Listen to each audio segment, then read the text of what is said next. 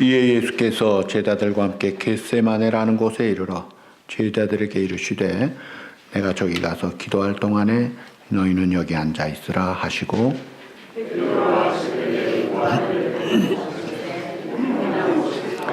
이에 말씀하시되 내 마음이 매우 고민하여 죽게 되었으니 너희는 여기 머물러 나와 함께 깨어 있으라 하시고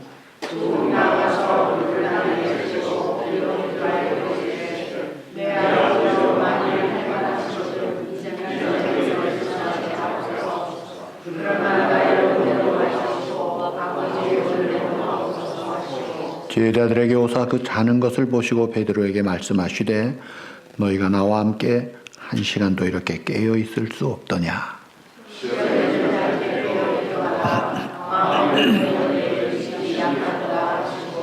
다시 두 번째 나아가 기도하여 이르시되 내 아버지여 만일 내가 마시지 않고는 이 잔이 내게서 지나갈 수 없거든 아버지의 원대로 되기를 원하나이다 하시고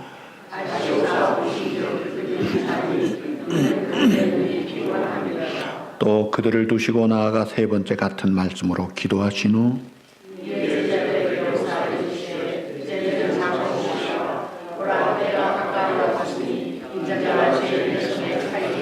다 같이 일어나라 함께 가자.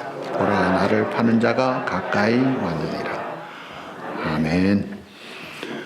오늘부터 한 주간은 예수님이 우리 인류를 위해서 고난당하신 것을 기념하고 감사하는 패션 윅 사순절의 마지막 주간 고난 주간입니다.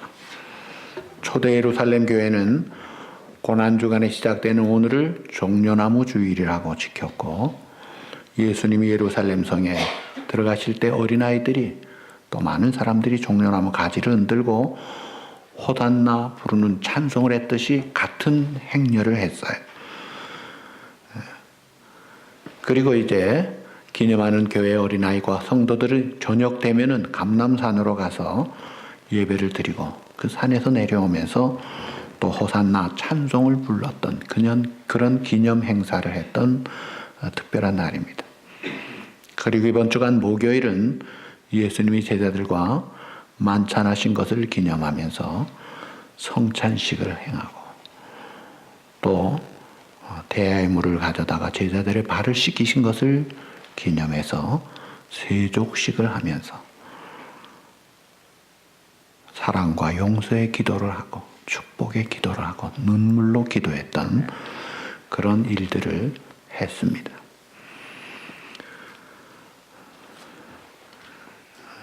그리고 금요일에는 예수님이 헤롯 또는 가야바 그리고 빌라도 법정에서 당한 그 곤욕과 예수님의 십자가의 죽으심을 기념하면서 성금요일, 굿 프라이데이, 거룩한 금요일로 지키고 금식의 날로 선포하고 모든 성도들이 예수님 고난에 동참하는 그런 일들을 해왔습니다. 그래서 지금도 크리스찬들은 교회적으로나 가정적으로 이 주간에 할 수 있으면 잔치나 결혼식 같은 것은 삼가고 초상이야 어쩔 수 없겠지만 유흥이나 화로운 음식도 절제하는 것을 권장했습니다. 물론 그런 금욕적인 경건한 삶이 구원을 주는 것은 아니지만 예수님의 고난을 동참하는 의미에서 그렇게 권했습니다. 그리고 부활주일 한 주 앞둔 이 특별한 이 한 주간을 가장 포커스를 맞춰서 중요하게 힘썼던 것이 기도하는 것이었습니다. 모든 세계 교회들이 이 주간에는 특별히 기도에 집중하는 해라. 여러분, 구원도 없고 진리도 없는 이슬람들이 라마단이 되면 40일 동안을 해가 떠 있는 시간에 음식을 먹지 않을 뿐 아니라 물도 마시지 않습니다. 심지어 침도 안 삼킵니다. 구원이 있고 진리가 있는 것이 전혀 아님에도 불구하고 우리는 참된 생명이요 구원이 되신 주님을 묵상하는 이 특별한 주간에 우리가 이 기도에 온 초점을 맞춰야 할 것입니다.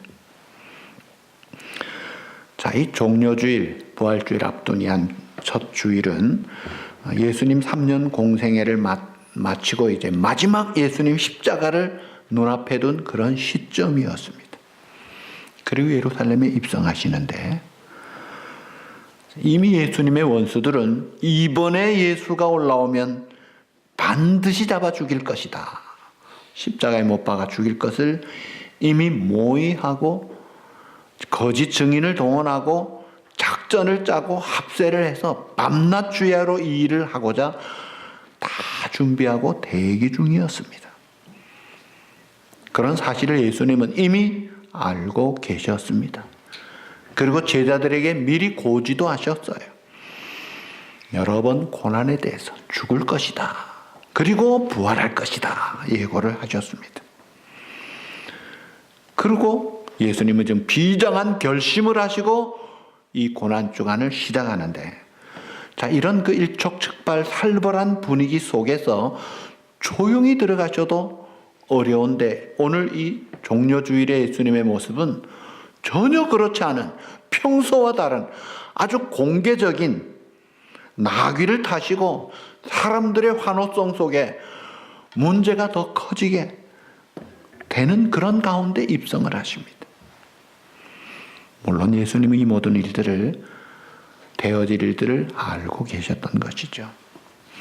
우리가 생각하기에 어린 나귀 새끼 타고 들어가는 게 무슨 큰일이냐 생각할지 모르지만, 유대인 전통에 의하면 왕이 대관식을 위해서 예루살렘 입성할 때 행하는 예식이었습니다. 그래서 지금 나귀 타고 들어가는 입성은 이게 컬러네이션, 이 대관식을 앞둔 왕의 행렬로 그 당시에 종교 정치 지도자들에게 대한 아주 도전적인 선전포고였던 거예요. 그 가운데 예수님을 따르는 무리들과 어린아이들이 종려나무 가지를 흔들고 환영을 합니다. 이것은 승리의 상징이요, 왕을 향한 충성의 상징이었습니다. 호산나, save us now. 지금 우리를 구원해 주십시오. 이 함성은 구주를 향한, 우리의 생명의 주님을 향한, 왕을 향한 영광과 승리의 함성이었습니다. 꽤 의미가 있는 거예요. 그런데 정작 그 행렬이 예루살렘 성전에 도착을 하니까 대제사장과 종교 지도자들이 나와서 웬 사람들이냐? 무슨 일이냐?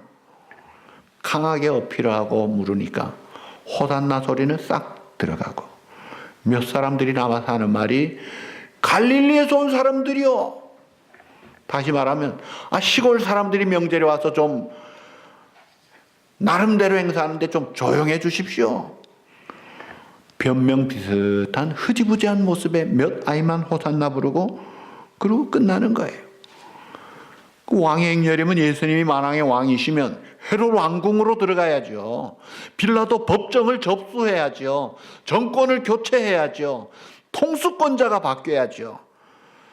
전혀 그렇지 않고 예루살렘에 입성하신 주님은 그냥 성전 한 바퀴 삥 둘러보시고 조용히 아무 말 없이 성 나가셔서 베다니로 가셔서 그 다음 날에 어제와 대조적으로 예루살렘 들어오실 때는 아침도 못 잡수시고 굶은 상태에 예루살렘에 들어오시는 그 주님.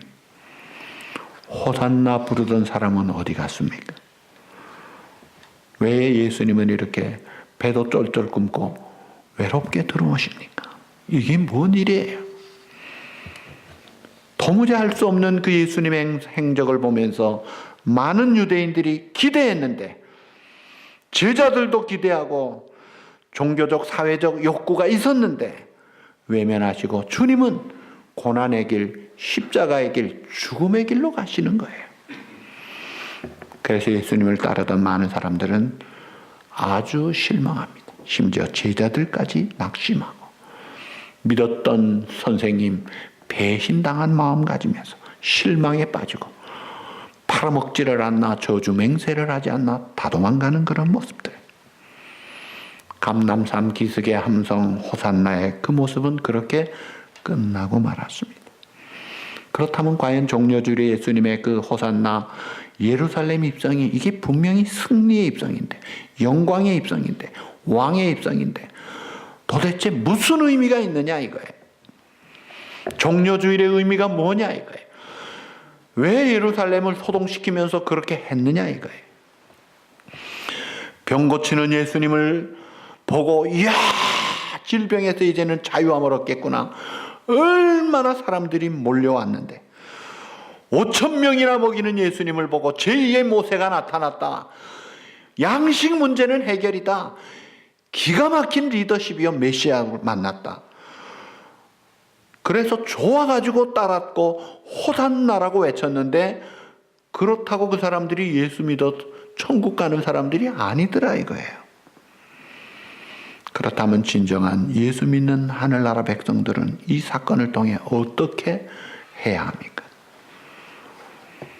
예수님의 십자가를 앞둔 이 승리의 행렬은 무슨 의미가 있느냐 이게.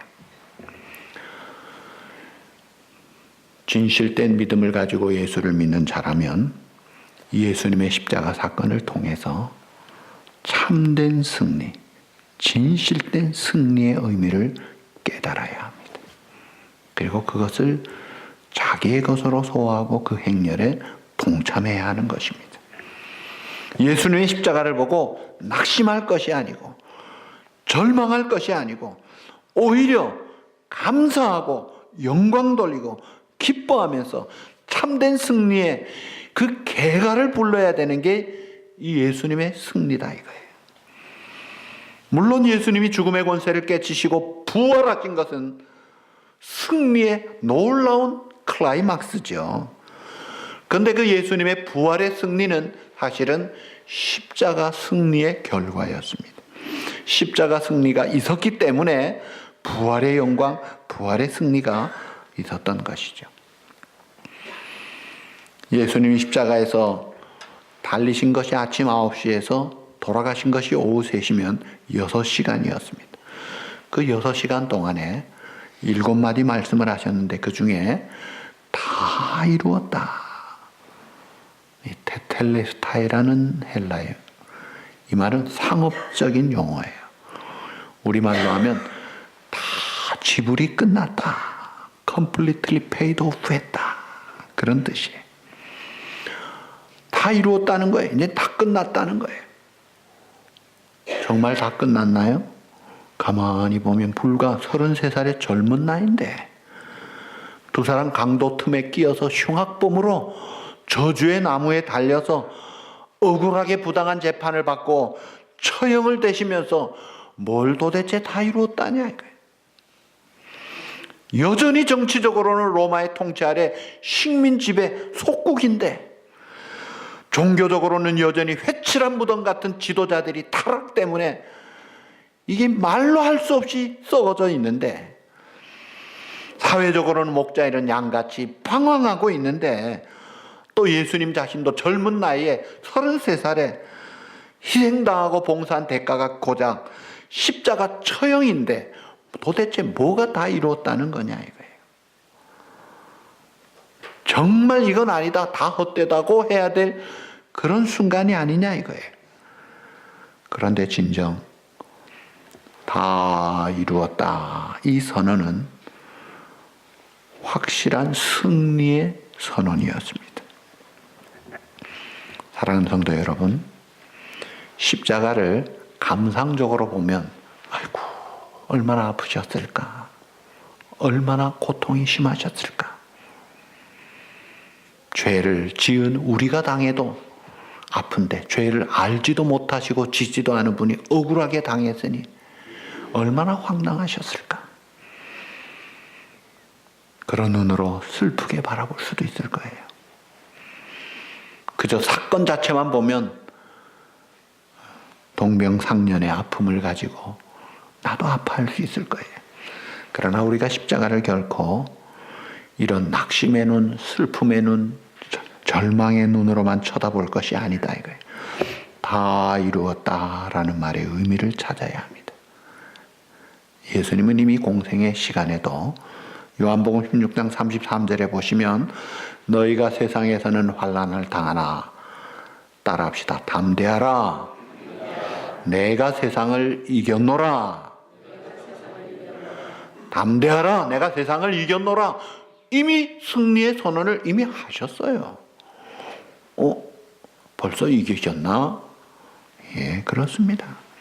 예수님 공생에 시작할 때 40일 기도하시고 금식하셨는데 그때 마귀가 와서 시험하죠. 그때 기록되었을 때 보기 좋게 말씀으로 승리하셨던 주님.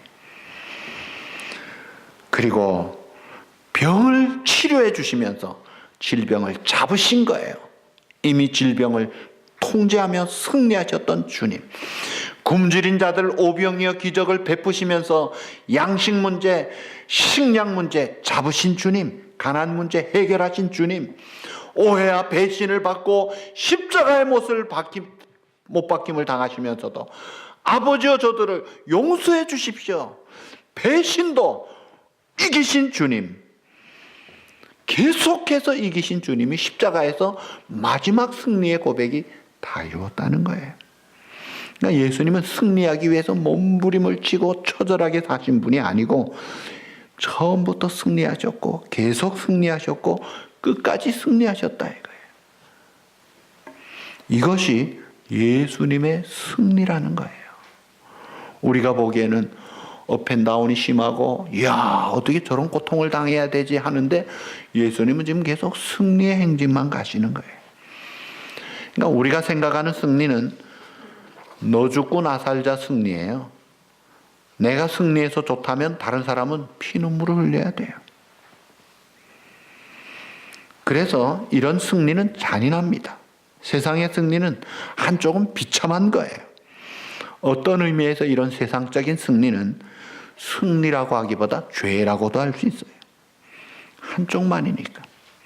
여기에 문제가 있습니다. 근데 하나님이 우리에게 원하시는, 하나님이 우리에게 주신, 또 예수님이 걸어가시는 그 승리는 그게 어떤 승리냐? 패자가 없는 승리다 이거예요. 원수를 한 방에 넉다운 시키고 죽이는 승리가 세상의 승리예요. 그러나 하나님의 승리는 원수를 죽이는 것이 아니라 살리는 것입니다. 원수를 처형하는 것이 아니라 사랑하는 것입니다. 그래서 원수를 살려서 함께 영광을 누리는 이것이 하나님의 승리요, 하나님 나라의 승리요, 그 길을 우리가 가야 된다 이거예요. 성경에는 그것을 강조하는 거예요. 대표적인 예로 우리가 쉽게 알 수 있는 것은 이 사도 바울이 본래 어떤 사람이었어요? 예수님의 원수였습니다. 대표 최강적 원수였습니다. 충성된 집사님 스데반 돌로 쳐 죽이는 일에 앞장서서 쳐 죽였습니다. 그리고 예수 믿는 사람 핍박하기 위해서 결사적으로 달려갔던 그 잔악한 예수님과 믿는 자들의 대표적인 가장 원수 노릇한 그였습니다. 세상적으로 갚으려면 하나님의 능력으로 한 방의 날벼락으로 죽일 수 있습니다. 그러나 하나님은 그런 식으로 하지 않으셨죠. 그를 찾아주시고 용서해 주시고 사랑해 주시고 깨닫게 해주시고 위대한 사도의 사명까지 주셨어요. 그래서 이 사랑에 감격해서 나를 충성되어 여기신 하나님 앞에 감사한 마음 담았어. 그는 남은 생에 주님을 위해서 바쳤고 마지막엔 순교까지 기쁨으로 했던 거예요. 이것은 하나님의 승리요, 사도 바울의 승리요, 모두의 승리라는 거예요. 이게 예수님의 십자가의 승리요, 겟세마네 동산에서 혹은 또 이 감람산에 그 예루살렘 성을 입성하신 그 예수님의 승리의 의미가 바로 이런 승리의 의미가 있는 거예요. 자, 다시 한번 정리합니다. 참된 승리란 원수를 어떻게 해요? 사랑하는 것입니다. 용서하고 더 나아가 사랑하고 축복하고 기도하는 그게 예수님의 승리예요. 그 길을 가자 이거예요. 원수를 사랑하고 원수를 구원하고 원수를 살려서 원수와 함께 누릴 수 있는 이 참 승리, 영원한 승리, 진정한 승리, 이 길을 주님이 지금 가고 있는 거예요. 그 승리의 절정이 클라이막스가 십자가였습니다. 예수님이 십자가로 승리하셨고 십자가 안에 승리가 있고 십자가를 통해 우리는 그 승리의 열매로 오늘 우리가 맺힌 거예요. 사도 바울이, 베드로가, 수많은 성도들이, 순교자들이, 오늘 우리들이 예수님 십자가의 승리의 열매로 이 자리에 있는 거예요. 죄를, 죽음을, 사단의 세력, 어둠의 세력을 물리치시고 구원하셔서 살려주시고 용서하시고 새롭게 하시고 한량없는 은혜를 주시고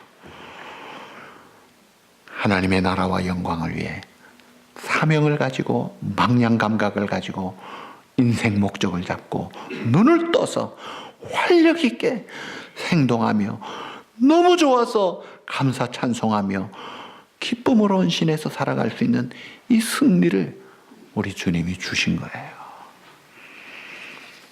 사랑하는 성도 여러분, 우리 주님의 십자가를 통한 승리의 길, 그 열매인데 우리가 이 십자가의 승리 이전에 사실은 그 전에 또 다른 승리가 이미 있었어요. 그것은 오늘 본문에 나온 겟세마네 동산에서 기도하셨던 그 주님이 승리하셨기 때문에, 겟세마네 동산에 승리가 있었기 때문에 십자가의 승리가 있었고, 그 십자가의 승리가 있었기 때문에 부활의 승리가 있었고, 그 부활의 승리가 있었기 때문에 오늘 우리가 있는 거예요. 겟세마네 동산에서 기도하실 때 우리 주님 힘쓰고 애써 더욱 간절히 핏방울이 땀방울이 되도록 기도하셨던 주님, 깨어 기도하라고 했지만 제자들은 잠을 잤고 시험에 들고 칼을 휘둘렀지만 호언장담했지만 다 도망가고 저주 맹세까지 하고 실패했던 그들과 다른 이 기도의 동산에서 영적인 십자가의 고난의 쓴잔을 앞두고 아버지 할 만하시거든 내가 감당할 수가 없지 않습니까? 좀 지나가게 안 됩니까? 그러나 오늘 39절 따라합시다. 아버지의 원대로 하옵소서. 또 따라합시다. 42절에 아버지의 원대로 되기를 원하나이다. 하나님의 뜻 앞에서 순종으로 자신을 드리셨던 거예요. 자신을 하나님의 것에, 하나님의 뜻에 드리신 그 승리, 그 열매가 계속되는 거예요. 자, 윌리엄 보든이라는 선교사가 있습니다.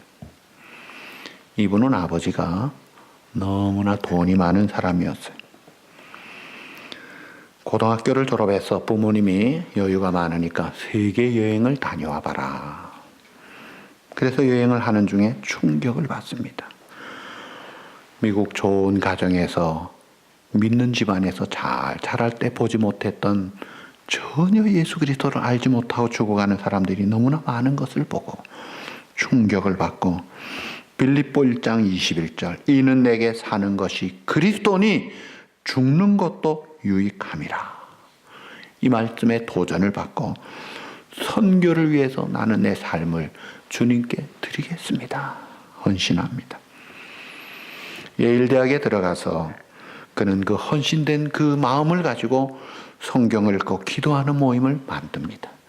그래서 그 불을 지피는데 이 기도 모임이 그가 졸업할 때는 소그룹 성경 기도 모임이 1000개가 됐다고 그래요. 아버지가 돌아가시고 받은 막대한 유산을 아낌없이 하나님 앞에 딱 드리고 이슬람 지역 선교사로 이집트로 갔습니다. 그런데 불행스럽게 척수막염에 걸려가지고 고열에 시달리다가 한 달 만에 꽃다운 25에 죽었습니다. 기가 막힌 일 아니에요? 재벌집 아들이 다 헌신해가지고 회교권 선교하겠다고 갔는데 25에 죽었어요. 근데 그 죽은 유품 중에 그 성경에 보니까 거기에 3개 문장이 딱 있더래요. 이게 나중에 책으로 발간이 된대. 그 3개 문장이 남김없이 다 드립니다. No reserve. 결코 물러서지 않으리. No retreat. 결코 후회하지 않으리. No regret. 남김없이 다 드리고 결코 물러서지 않고 결코 후회하지 않겠습니다. 죽는 것도 유익함이라 거기에 자신을 드린 거예요. 근데 너무 아까운 이 짧은 선교사의 삶이었지만 이 소식이 모교 예일대학에 전파가 되고 예일대학 학생들에게 심령에 불을 붙인 거예요. 영적인 부흥이 일어나면서 수천 명의 선교사가 헌신했습니다. 개죽음이 아니더라 이거예요. 한 사람이, 한 학생이, 남학생이 하나님 앞에 헌신하고 자신을 순종의 제물로 드렸더니 수많은 선교사들만 나왔겠어요. 그를 통해 얼마나 많은 복음의 열매들이 맺혔겠어요. 이제는 또 여자 이야기를 하죠. 헬렌 로즈비어라는 이 사람은 캠브리지 대학, 영국의 그 의과 공부를 하다가 예수 믿고 주님을 만나서 선교 헌신을 하고 선교단체인 웩 선교회에 가입을 하고 의료 선교사로 아프리카 콩고에 갔습니다.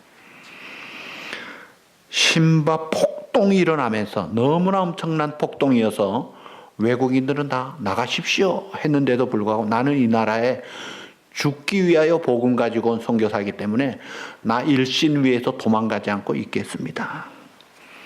그런데 불행스럽게 폭도들에게 잡혀가지고 5개월 동안 감금당하고 폭행을 당합니다. 의료 사역을 하면서 꼼꼼히 기록해둔 모든 의료 기록과 자료들이 그만 다 불태워져 버리고 맙니다. 이 여자는 나무에 묶인 채 폭행을 당하면서 하나님 앞에 인생에 처음 질문을 해봅니다. 질문합니다. 주님, 내가 지난 10년 동안 그래도 나름대로 내가 하나님 앞에 했다는 이 의료 사역들이 도대체 정말 가치가 있는 것입니까? 그럴 때 하나님께서 명확한 음성으로 그에게 대답을 주시더래요. 사랑하는 내 딸아, 내 모든 수고와 헌신과 고난을 과연 내가 받기에 합당하냐? 다시 말하면 너 고생한 건 나한테 바치는 게 아까우냐? 그 음성을 듣는 헬렌 선교사는 눈물을 흘리며 이렇게 고백합니다. 예, 주님은 저의 모든 수고와 헌신과 고난을 받으시기에 너무나 합당한 분입니다. 나는 남김없이 다 드리고 싶습니다. 다 가져가십시오. 하나님 앞에 순종의 제물로 아낌없이 드리는 하나님 앞에 쓰임받는 길은 하나님의 뜻에 조건 없이 아낌없이 무조건 순종하는 거예요. 지금 예수님이 하나님의 뜻에 순종해서 우리를 살리기 위해서 십자가에 쓴 잔을 두고 내 뜻대로 하면 안 됩니다. 아버지의 원대로 드려서 그 제물로 우리가 구원받고 오늘 승리의 영광을 받은 거예요. 중요한 질문을 합니다. 내 뜻과 하나님의 뜻이 반대가 된다면 어떻게 하시겠어요? 예를 들어서 하나님은 너 어렵지? 그래도 감사해. 망했는데 복수하겠는데 무슨 감사? 감사해라. 할 수 있어요? 원수를 사랑해라. 용서해라. 축복해라. 하나님 명령하시는데 자존심이 있지. 내 개성이 있지. 예수님이 그러셨나요? 윌리엄 선교사, 헬렌 선교사가 그런 길을 갔나요? 사도 바울이, 우리의 믿음의 선진들이 그렇게 했나요? 십자가를 질 수 있나 주가 물어보실 때 용감한 자 선뜻 대답하리라. 내 생명 주의 것이니 나 주님께 드립니다. 주님의 인도 따라 살아갈 동안 내 사랑과 충성 늘 바치겠습니다. 기꺼이 드리고 아낌없이 조건 없이 갔는데 오늘 승리하신 주님이 종려주일에 예배하는 여러분들에게 또 도전하시는 거예요. 너 나를 따르겠느냐? 자기 부인해라. 아직도 내 체면이 있는데 그렇다면 아직 멀었습니다. 예수님은 십자가 지기로 겟세마네 동산에서 아버지의 뜻대로 나는 드리겠습니다 했기 때문에 부당한 재판받고 주먹질, 침뱉음, 모욕당하고 가시관을 쓰고 저주의 나무 달려 잔악한 고통을 당할 때도 그는 꿋꿋이 변명하지 않고 잘 감당하셨던 거예요. 이미 드렸기 때문에. 올해가 종교개혁 500주년 기념회인데 지난 목요일 금요일에 우리 총회에서 500주년 기념 학술 세미나를 했어요. 5명의 훌륭한 강사님들이 하셨어요. 그래서 저도 갔다 왔습니다. 그 중에 저는 기억나는 게 종교개혁자 마틴 루터 26살 어린 제2세 개혁자 존 켈빈. 그가 하나님의 말씀대로 순종하려고 제네바에서 통치를 할 때, 교회를 하고 사회일을 할 때 하나님의 말씀에 순종하려고 노력하면서 불순종아들을 심하게 처형까지 했습니다. 아주 음란한 여자들을 처형도 했어요. 근데 이 세상은 가만두질 않고 존 켈빈을 추방시켜버렸습니다. 저런 건 지도자도 아니다. 그래서 아주 추방을 시켰습니다. 너무 충격과 상처를 받고 이제는 내가 지쳐서 글을 좀 써야 되겠다고 가는 길에 짤스부르크에 베다라는 친구에게 갔더니 그 친구가 하는 말이 여보게 내가 하는 사역에 정말 당신이 필요한데 꼭 좀 도와줘. 아니야 나는 지쳤어. 나는 책이나 좀 쓰고 싶어. 그럴 때 친구가 뭐라고 하느냐면 정말로 필요한 하나님의 사역을 돕자고 하는데도 돕지 않는 너에게 하나님의 저주가 임할지어다. 친구가 그렇게 저주를 선포합니다. 그럴 때 칼빈이 아유 그래? 그렇다면 내가 돕겠다. 저주받으면 안 되지. 너무 힘들고 피곤하지만 돕겠다고 해서 3년 사역을 돕다가 제네바 추방한 교회와 그 시에서 다시 오라고 하는 연락을 줍니다. 다시 오십시오. 그때 이 칼빈이 가장 친한 친구에게 마지막으로 쓴 편지가 내가 1000번을 죽어도 거기는 가기가 싫다. 1000번을 죽는데도 가기 싫은 곳이 제네바다. 그러나 하나님의 뜻이라면 그리고 교회가 유익하다면 나는 내 심장을 하나님께 드렸기 때문에 나는 갈 수밖에 없다. 그러고 갑니다. 여러분 개혁자들이 말씀 앞에서 이렇게 떨었던 거예요. 하나님의 뜻이라면 1000번 죽는다고 해도 나는 간다. 기분 감성 정도가 아니라 오직 믿음으로 오직 순종으로 그 길을 갔던 거예요.